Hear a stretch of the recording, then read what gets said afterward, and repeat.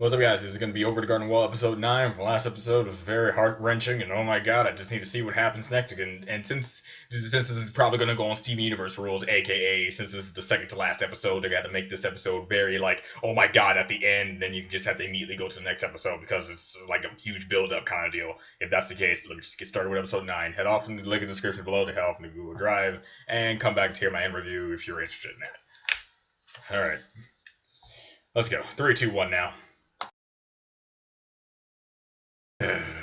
Well, happy they can. I guess this show, like, what is up with series nowadays and showing all the different episodes and then showing like the origin story at the very end or second to the end, like what's going on with Arachnis Ladybug right now. So we got the flashback of seeing what actually happened, and and I'm actually legitimately like okay. This is a real life scenario. I can really put myself in the shoes of Wart here. Well, not entirely. I'm not that socially awkward and just completely oblivious to how many friends and acquaintances I do have in real life. Wart, after hearing about what he's like and after telling his story to Beatrice, and saying, and Beatrice is like, oh, you seemed like a real loser back then. I'm just like, okay. So he was the guy who didn't really have that many friends. He had like a set group of friends maybe, and his little brother to be with him. But no, in this flashback, he seems to have like plenty of acquaintances, if not just friends in general.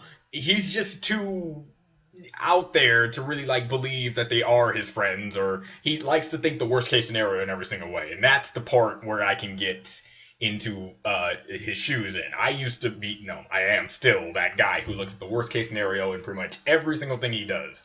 Like, there's not a single moment that goes by where I think of a scenario and think of a situation where I have to make a choice, and the worst thing can possibly happen when I make this choice. And this is exactly his mindset. He looks at what's going on right now, especially with Sarah, his crush slash love. That anything he does he's afraid of rejection. I guess you could say he's afraid of rejection. That's the best thing I can go off with, because he would have just opened up with he loves her immediately instead of dodging every single moment that he could possibly ever do it.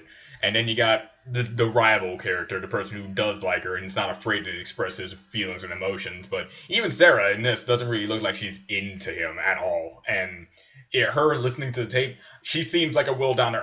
I would get, like, here's what I was expecting. And again, the show was constantly throwing me curveballs, and I'm constantly thinking, the only one I got right was, I wish I would have said it out loud, was that I forgot his name, the rival dude, the person that Word is against when it comes to Sarah. I knew he wasn't going to be like the popular dude. He had to be like some sort of like not fully cool guy. They just want to like psych you out like that. I kind of called that one though. As for everything else, even when he was expressing to these three characters who I thought were kind of like AKA slash bully characters, they weren't even slash bully characters. They were just people kind of like poking fun at him and teasing him about liking someone, and they even tried to help him out by putting the tape inside of her bag, not to be mean to him, but actually just doing something that he probably wanted to do. And I like that. I really like how they're blurring the dynamic of, oh, he's a loser, let's just make him do loser things. But no, he's literally just a dude who doesn't understand what rejection truly feels like, because he never really felt rejection or too afraid to confront rejection, even if though that the girl he's liking doesn't look like he's going to reject him outright, if not at all. So it's interesting. I like this. So in all cases, this is going really well.